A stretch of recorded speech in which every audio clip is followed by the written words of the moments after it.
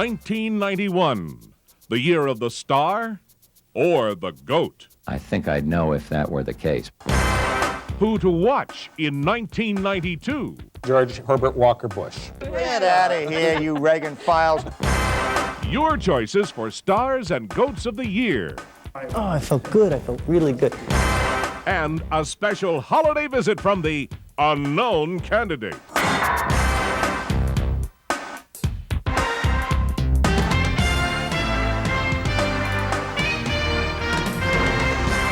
Welcome to the Off the Record Star and Goat of the Year show. It was another year of incredible historic events driven by dynamic individuals. What were the most significant events and who were the most influential people? The stars and goats of 1991. You be the judge. The world is collapsing around our ears. I turned up the radio.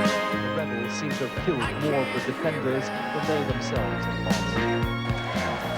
In the Soviet Union, or what used to be the Soviet Union, a star to Boris Yeltsin for courage and vision, and to Mikhail Gorbachev for showing the way. A star to the citizens of the USSR for showing what people power really means. And of course, a goat to the Brezhnev wannabes who tried to set the Soviet clock back by about 20 years. From a distance. A star to the American troops who traveled a great distance, and in some cases never came home, serving their country in the Persian Gulf.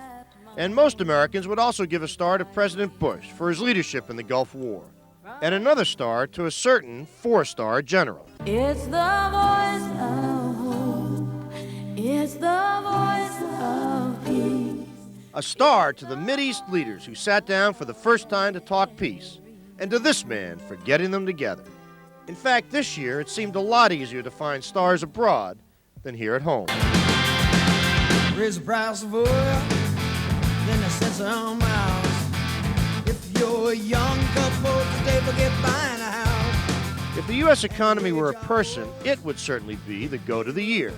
But since people are held accountable, many Americans make George Bush the goat for his handling, or non-handling, of the economy.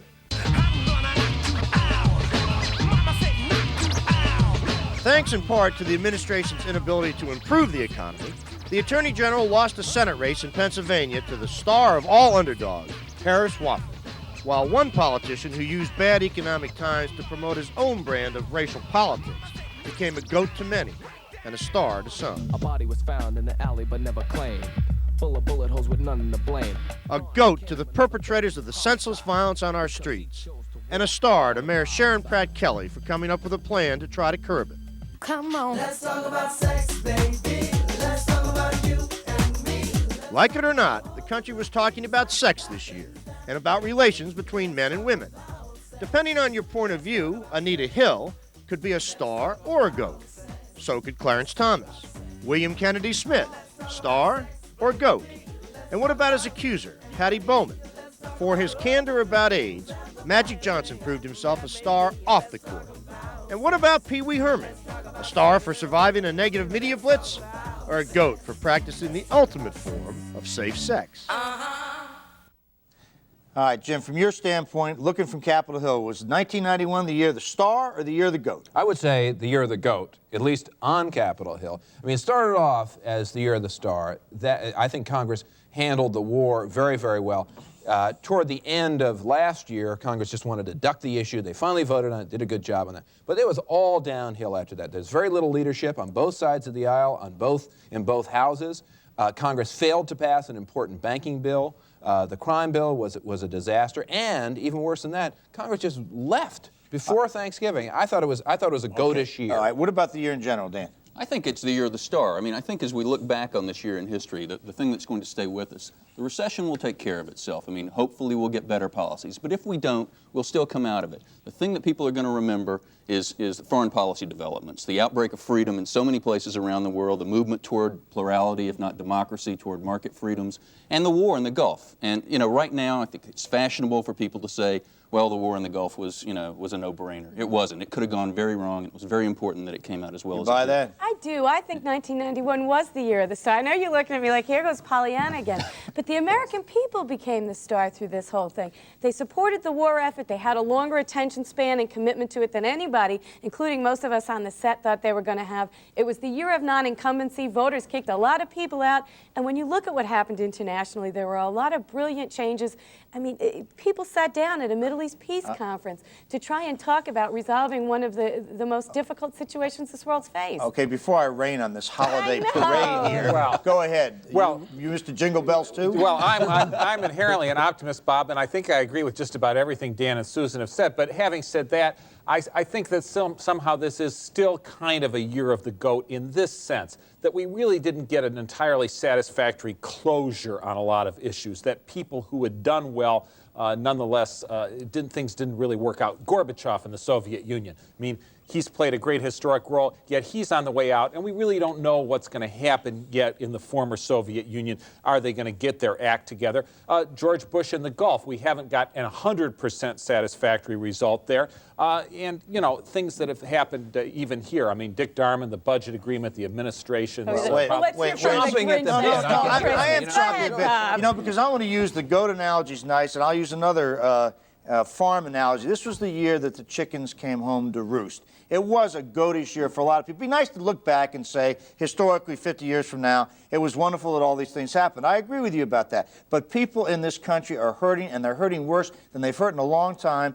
And I know you want to say Johnny One Note, but we're paying now for Ronald Reagan's damage of the 80s. It was a false prosperity. It made a lot of people believe they were better off than they really were. Wait a minute. We spent $3 trillion building up a nuclear arsenal that now has got no place to point to. And people are going homeless on the streets. It's the Soviet Union, Bob. Excuse me, if we're gone. down memory lane, let's see what kind of show we would have had back when Jimmy Carter's presidential years were up, Bob. I mean, a lot of people would sit around. Remember the old phrase misery index in Malays? There was a lot going wrong before Ronald Reagan took place. When Jimmy Carter was president, we weren't selling off our major companies to the Japanese and the Germans. We weren't putting debt on the American people and junk bond debt on corporations. Bob, I think that the fact is 8 years of low inflation economic growth are never a false mirage. They happen whether we like it or not. I think that one of the things that we got problems with right now is that the president and the responsible leaders of Congress all decided to raise our taxes in the beginning of a recession in October 1990, and that spun us into something that has caused a lot of confidence breakdown and problems with accumulated debt. And it also doesn't You're blaming on Ronald Reagan. It's like blaming it on Herbert Hoover or Martin Van Buren. Those things are gone. Ridiculous. But I think Bob has a point, at least on the debt that was incurred during the Reagan years.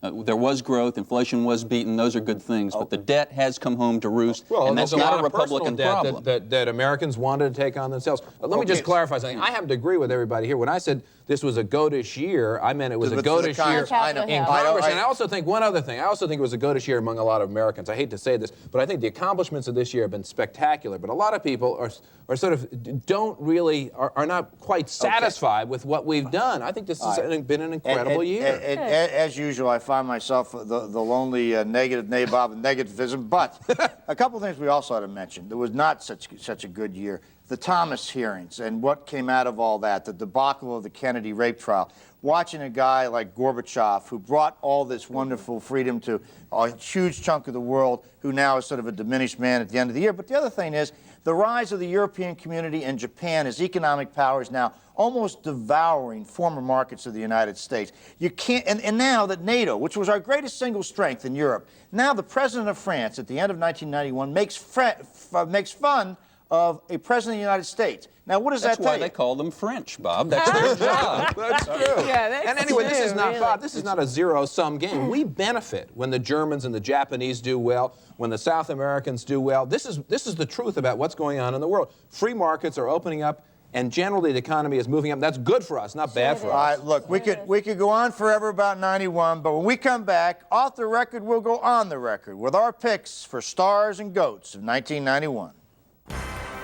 My star is Anita Hill because she had the courage to stand up before the American public, tell the truth, regardless of the personal consequences. My star is Eleanor Holmes Norton because she came to the Anacostia community with feeling. My star of the year is Senator Tom Harkin. My star of the year is Secretary of State James Baker because he's brought the Arabs and Israelis here to talk. They swore they would never do that, and so that's an amazing achievement.